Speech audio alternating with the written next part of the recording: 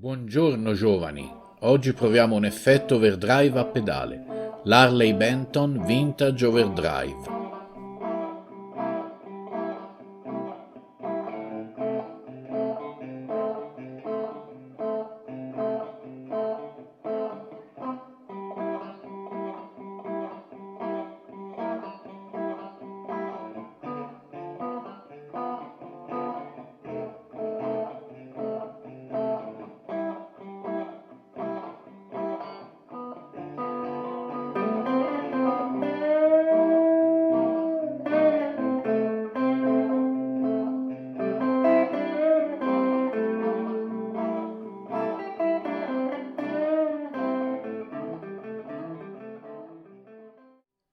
Ma che cos'è un overdrive?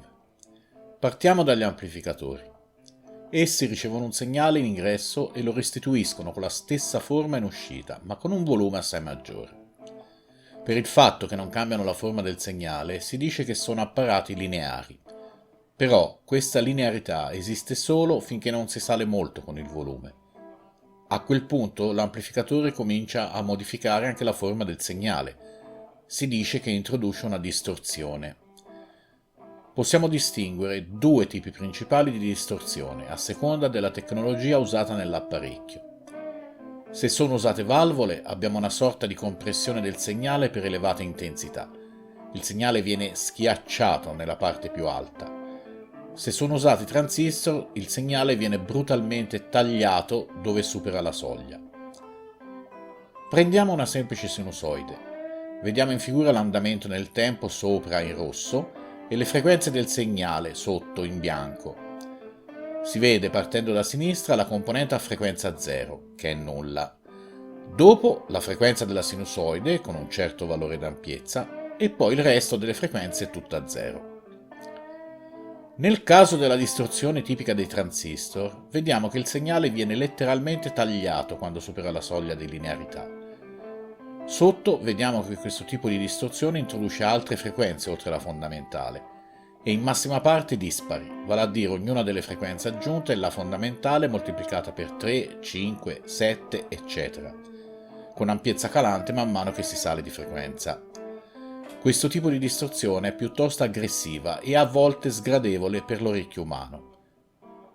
Per la distorsione tipica delle valvole, il segnale non viene tagliato sopra soglia, ma compresso.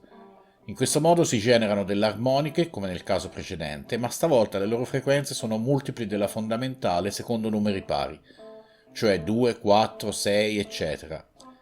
Il risultato è un tipo di distorsione meno aggressiva, ma spesso più gradevole per il nostro orecchio. Il nostro dispositivo è progettato per cercare di emulare quest'ultimo tipo di distorsione, in modo da poterla avere anche a volumi bassi. Tutto questo molto semplificato. Sul nome overdrive c'è sempre stata un po' di confusione tra overdrive e distorsore. Generalmente si indica con overdrive un dispositivo che imita la distorsione valvolare e non è troppo aggressivo.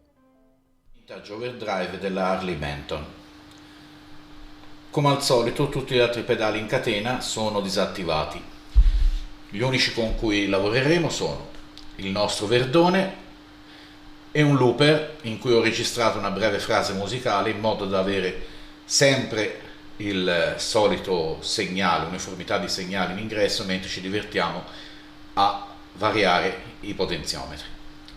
Il tutto va nel solito Boss Katana 100 di cui vi lascio una immagine dei settaggi attuali. Il microfono da cui state anche sentendo la mia voce, che è collegato alla videocamera, è un Comica V30 Lite. Bene, cominciamo allora con il segnale pulito.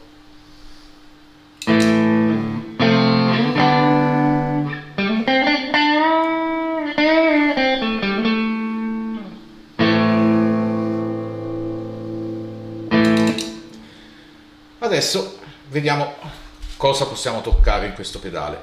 Abbiamo drive, cioè di quanto altera il segnale, quant'è la soglia.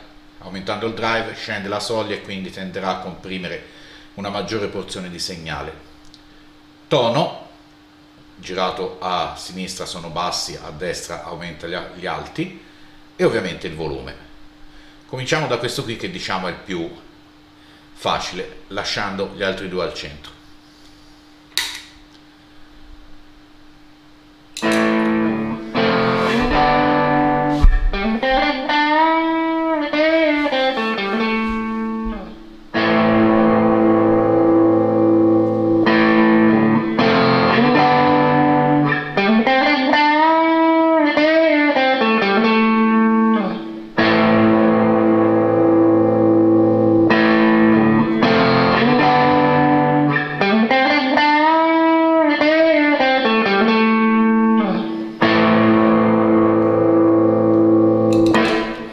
Inutile andare più su perché sono già convinto che sia entrato abbastanza in distorsione l'audio della camera.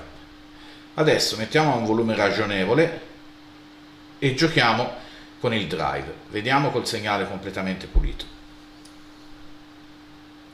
Completamente pulito, il drive al minimo,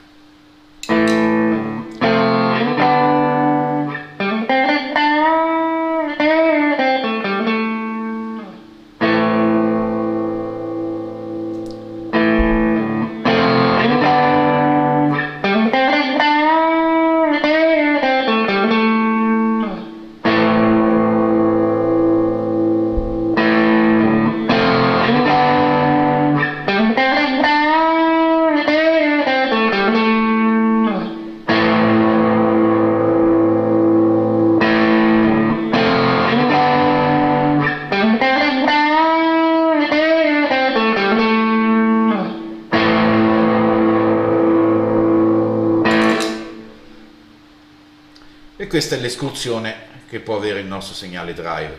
Proviamo adesso a alterare il tono. Adesso partiamo drive al 50, volume a un volume ragionevole, tono tutto chiuso.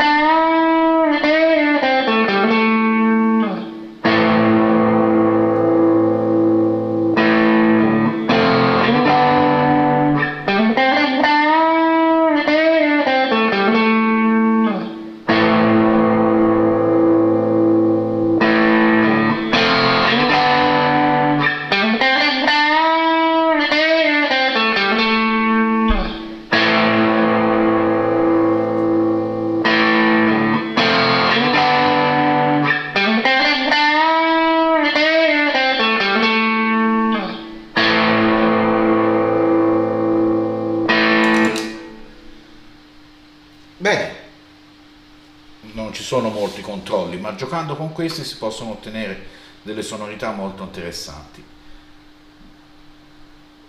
Per esempio, secondo me, molto gradevole come overdrive leggero è questa, anche così, questa roba qui. Volume secondo quantità, come si diceva sulle ricette una volta, drive a metà o poco più, tono metà o un filo più di metà. Vediamo che succede.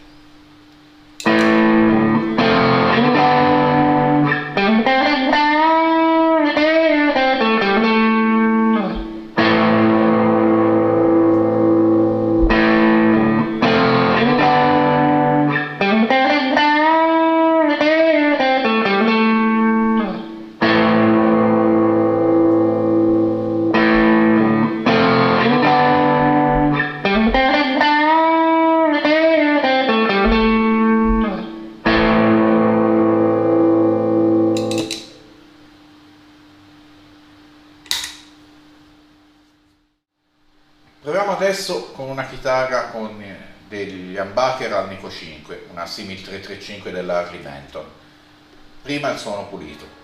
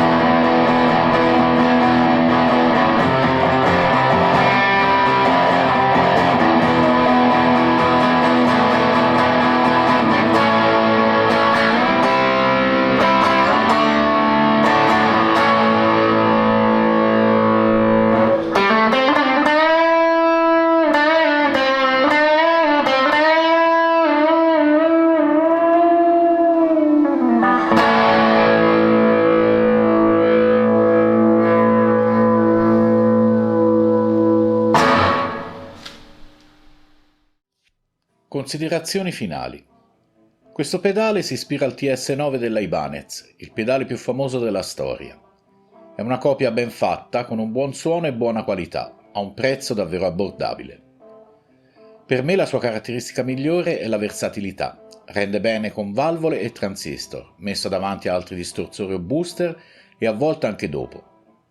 Giocando con i controlli permette un ampissimo range di suoni, fino ad arrivare alla soglia delle distorsioni più spinte, che non sono il suo pane. Una sua caratteristica, tipica dell'originale e di tutti i cloni, è l'enfatizzazione delle medie frequenze.